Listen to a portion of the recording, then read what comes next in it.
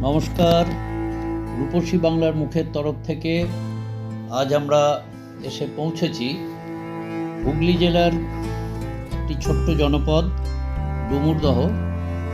যে ডুমুরদহে আমরা আজকে দর্শন করব প্রায় শতাধিক বছর পূর্বে নির্মিত একটি আশ্রম, যে আশ্রমের প্রতিষ্ঠাতা ছিলেন স্বামী উত্তমানন্দজি মহারাজ। সুবিশাল চত্বরকে ঘিরে এই আশ্রম গড়ে উঠেছে অনাবিল এক প্রকৃতির মাঝে। আমরা ধীরে ধীরে সেই আশ্রমে প্রবেশ করছি। আশ্রমের গাড়ি রাখার যে নির্দিষ্ট স্থান নির্ধারিত করা আছে, আমরা সেখানে প্রথমে গাড়িটি রেখে তারপরে এই আশ্রমের যা যা দর্শনীয় আছে সেগুলো আপনাদের আমরা ঘুরে ঘুরে দেখাবো। একটা পবিত্রতার ভেতর দিয়ে একটা সুন্দর প্রাকৃতিক সৌন্দর্যের ভেতর দিয়ে আমরা ধীরে ধীরে প্রবেশ করলাম। এই আশ্রমে যখন আপনারা ঢুকবেন, মূল যে দরজা আছে, অর্থাৎ মূল যে প্রবেশদ্বার আছে, সেই প্রবেশদ্বার থেকে খানিকটা হেঁটে ডান দিকে যদি আপনারা ঢুকে যান, প্রথমেই দেখতে পাবেন একটি দাতব্য চিকিৎসালয় আছে। এছাড়াও এই আশ্রমে আরও অনেক দর্শনীয় জিনিস আছে। আশ্রমের বিভিন্ন প্রান্তে ছড়িয়ে ছিটিয়ে যেগুলো আছে সেগুলো আমরা দেখাবো। প্রকৃতির যে সৌন্দর্য, শীতের যে ধূসরতা প্রকৃতির, সেই ধূসরতার ভেতর দিয়ে সুন্দর এক রৌদ্রোজ্জ্বল সকালে আমরা এসে পৌঁছেছি শ্রী উত্তমানন্দ আশ্রম। দেখুন, এই সেই দাতব্য চিকিৎসালয় কেন্দ্র। একদম মন্দিরের মূল প্রবেশদ্বার দিয়ে ঢুকেই 50 মিটার মতো হেঁটেই ডান দিকে আপনারা এটা পাবেন। এখানে স্থানীয় মানুষজনকে বিনা পয়সায় চিকিৎসা করানো হয়। বিভিন্ন শহরের থেকে নামি দামি অ্যালোপ্যাথি এবং হোমিওপ্যাথির ডাক্তারবাবুরা এখানে আসেন। তাদের এখানে বিনামূল্যে চিকিৎসার ব্যবস্থা আছে।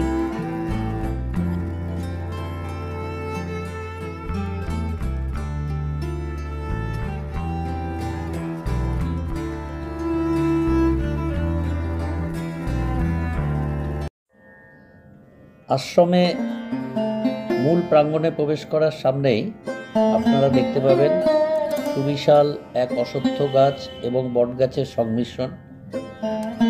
এই গাছের নিচে স্বামী উত্তমানন্দজি মহারাজ স্বপ্নাদিষ্ট হয়ে ত্রিশূল গেঁথেছিলেন এবং এখানে উনি সাধনা করে সিদ্ধি লাভ করেছিলেন।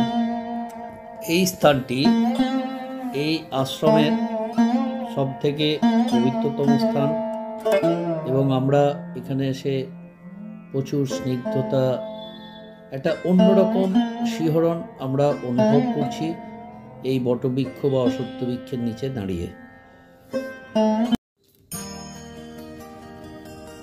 আমরা এবার ধীরে ধীরে আশ্রমের প্রধান সেবা উপাসনাগার সেখানে প্রবেশ করছি। সামনে সুবিশাল চত্বর, পরিষ্কার পরিচ্ছন্ন, শান্ত নিরিবিলি এক পরিবেশ। প্রকৃতির মাঝে মন কাড়া এই পরিবেশে আমরা আজকে স্বামী উত্তমানন্দজি প্রতিষ্ঠিত এই আশ্রমের উপাসনাগারে আসছি, এসে পৌঁছেছি। এই উপাসনাগারের নিচের তলা, যেখানে একটি বিশাল হলঘর আছে, সেই হলঘরটি মূলত এই আশ্রমে আগত ভক্ত দর্শনার্থীদের বিশ্রামাগার এবং উপাসনা স্থল হিসেবে ব্যবহৃত হয়। এছাড়া এই আশ্রমের যিনি চতুর্থ গুরুদেব স্বামী অভয়ানন্দজি মহারাজ, যিনি 14 সেপ্টেম্বর মাস 2024 তার নশ্বদ্য ত্যাগ করে ইহলোকে গমন করেছেন, ইহলোক ত্যাগ করে পরলোকে গমন করেছেন। আমরা সেই হল আপনাদের দর্শন করাচ্ছি। এই হলের মধ্যে ঢুকলে মনে হবে যেন আপনি কোনো এক শান্ত স্নিগ্ধ এক আধ্যাত্মিক পরিবেশের মধ্যে আপনি প্রবেশ করেছেন। আমাদেরও সেরকমই অনুভূতি হচ্ছে। দেখুন, সমস্ত গুরুদেবদের ছবি এখানে রাখা আছে। আর এই যে আশ্রম, এই আশ্রমের বেশ কয়েকটি শাখা সারা বাংলা জুড়ে আছে। তাদের যে আশ্রমের যে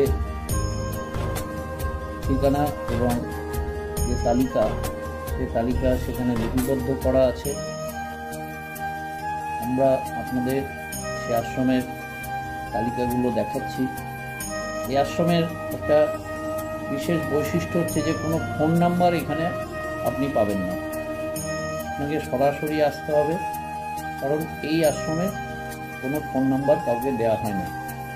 দেখুন, স্বামী শ্রী উত্তমানন্দজি মহারাজ প্রতিষ্ঠিত উত্তমাশ্রম এবং তার যে বিভিন্ন শাখা, সেগুলো গোটা পশ্চিমবঙ্গ জুড়ে ছড়িয়ে আছে। তাদের যে তালিকা ঠিকানা সহ এখানে লেখা আছে। আপনারা সেগুলোতে গেলেও একই রকম ঐশ্বরিক অনুভূতি উপভোগ করবেন। এই আশ্রমে বিশেষ বিশেষ দিনে দীক্ষা গ্রহণ করা হয়ে থাকে এবং এই দীক্ষা গ্রহণগুলোর যে অনুষ্ঠান, এই অনুষ্ঠানটাও এই হলঘরে হয়ে থাকে। সমস্তটা আমরা ঘুরে ঘুরে দেখছি। প্রগাঢ় শান্তি, স্নিগ্ধতা এবং প্রশান্তি সব মিলিয়ে অপূর্ব, মনোরম এবং এক ঐশ্বরিক পরিবেশ এখানে বিরাজ করছে।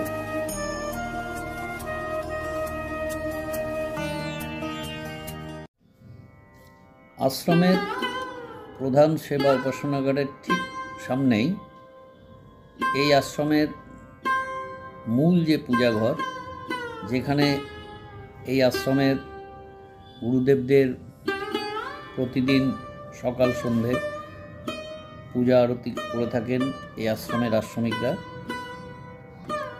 সেই মন্দিরে আমরা এবার প্রবেশ করছি।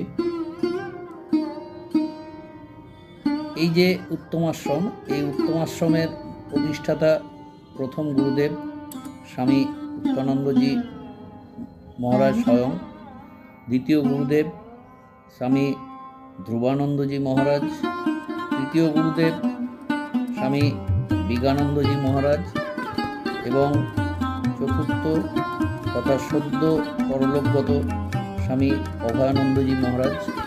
তাদের নিত্য পূজা আরতি এখানে হয়ে থাকে। দেখুন, এক অপার শান্তি এখানে বিরাজ করছে। গৃহী মন এই শান্তির খোঁজে বারবার এখানে ফিরে আসতে চাইবে। একটা সুন্দর রৌদ্রোজ্জ্বল দিন, আশ্রমের প্রতিটি দরজা জানলা খোলা আছে, প্রচুর আলো বাতাস এখানে, যার জন্য আমাদের ক্যামেরায় আমরা যে ছবিগুলো তুলছি সেগুলো একটু রিফ্লেকশন হচ্ছে, কিন্তু প্রচুর শান্তি এবং স্নিগ্ধতার মাঝে আমরা আমাদের এই আশ্রম পরিদর্শন করছি।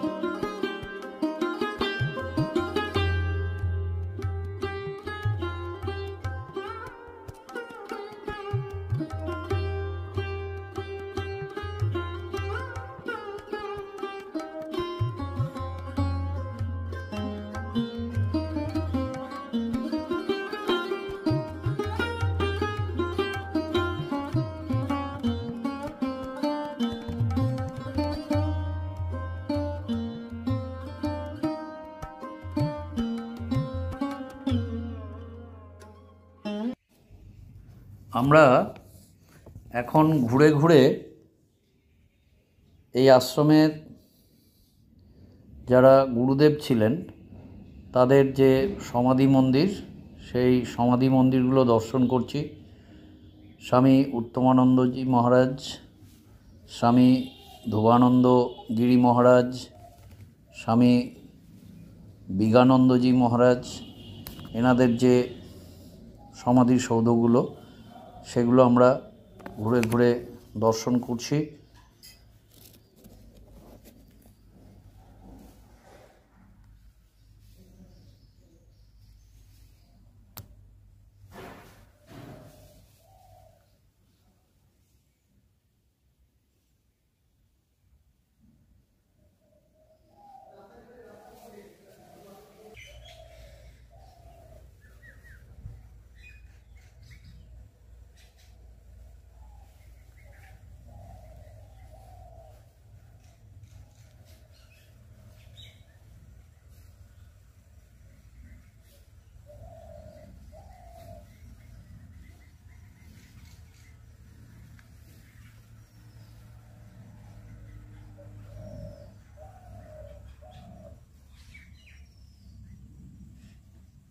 অসম্ভব সুন্দর স্নিগ্ধতা বিরাজ করছে এখানে।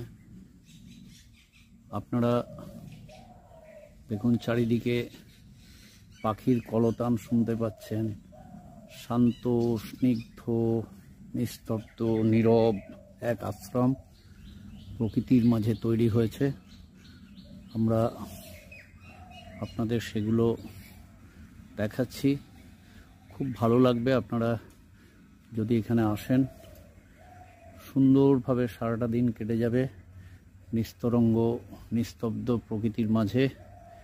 এই সুন্দর এক আশ্রম। এবং এখানে বিভিন্ন সাধু সন্তদের থাকার জন্য যে ঘরগুলো করা হয়েছে, টিনের ছাউনি দেয়া কাঠামোতে আশ্রমের এই ঘরগুলো নির্মিত হয়েছে।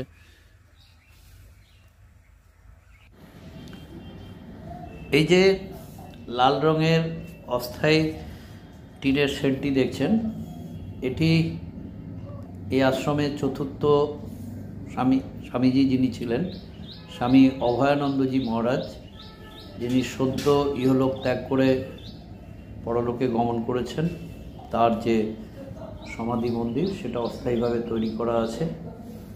আর এখানটা হচ্ছে যজ্ঞশালা, অর্থাৎ এই আশ্রমের কোনো অনুষ্ঠানে, বড় অনুষ্ঠানে এখানে যাগযজ্ঞ অনুষ্ঠিত হয়ে থাকে। আর আশ্রমের পিছন দিকে এদিকটা হচ্ছে আশ্রমের গোশালা। এখানে গোমাতাদের রক্ষণাবেক্ষণ করা হয়। বেশ বড়সড় একটা গোশালা আমরা দেখতে পাচ্ছি। আপনারা যখন এই আশ্রম পরিদর্শনে আসবেন এগুলো সবই দেখবেন, মনে একটা প্রশান্তি কাজ করবে।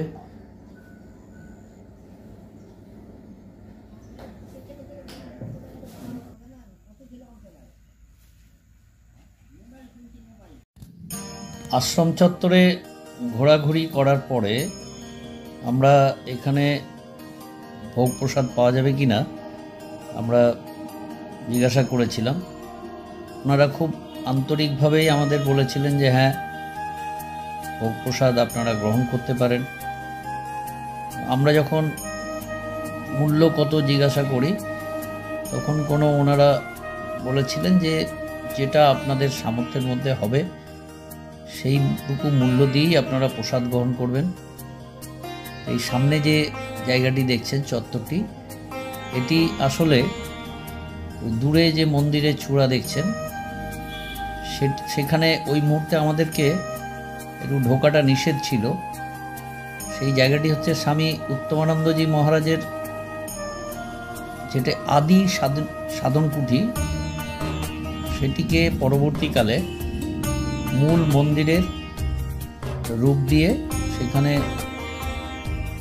শ্রী শ্রী গোপালজি এবং রাধাকৃষ্ণের বিগ্রহ প্রতিষ্ঠা করে প্রতিদিন ভোগারতি ইত্যাদি নিবেদন করা হয়। আর এই যে চত্বরটা দেখছেন, এই বারান্দা, এখানেই মেয়েদের এবং ছেলেদের আলাদা করে ভোগ গ্রহণের ব্যবস্থা করা আছে। সমগ্র বিষয়গুলো এতটাই নান্দনিকভাবে তারা আপনাদের সামনে হাজির করছেন, একটা সুশৃঙ্খল বাতাবরণের মধ্য দিয়ে। সেটা কিন্তু আমাদের ভীষণভাবে নজর কেড়েছে। দেখুন, আমরা যেখানে ভোগ রান্না হয় সেই জায়গাটা একটু দেখছি। এদিকে পানীয় জলের ব্যবস্থা আছে। দেখুন, ওখানে ভোগ প্রস্তুত করা হচ্ছে, শাকসবজি কাটা হচ্ছে। সুবিশাল এক চত্বর, সুবিশাল কর্মযজ্ঞ চলছে।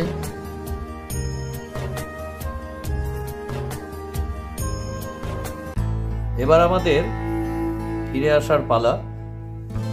আশ্রমের মহারাজ এবং যারা সন্ন্যাসীরা আছেন তাদের থেকে আশীর্বাদ নিয়ে এবং আগামীর শুভেচ্ছা নিয়ে আমরা এবার ফিরে আসব।